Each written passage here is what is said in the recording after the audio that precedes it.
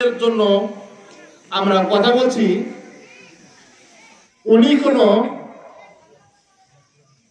লেবাসদারি লোক না। কারণ আমি 2004 সাল থেকে ওনার সঙ্গে আলহামদুলিল্লাহ জড়িত আছি। তখন থেকেই দেখি যে উনি নির্বাচন করুক আর না করুক, সে সময় থেকেই উনি টুপি পাঞ্জাবি পরতেন। এবং আমাদের একটা বিশ্বাস আছে, ইনি দেশ এবং বিদেশে কোরআনের আলোকে মানুষকে ইসলামের দিকে ধাবিত হওয়ার জন্য, যোগ্য নেতৃত্বের জন্য কি করেছেন, কথা বলেছেন। এজন্য আমরা চাই একজন যোগ্য প্রার্থীকে, ইনসাফপূর্ণ প্রার্থীকে নির্বাচিত করে দেশের শান্তিপূর্ণ আমরা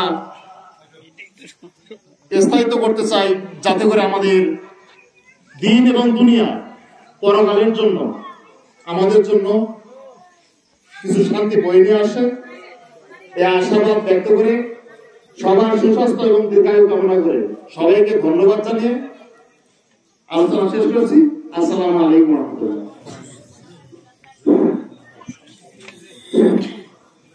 ধন্যবাদ।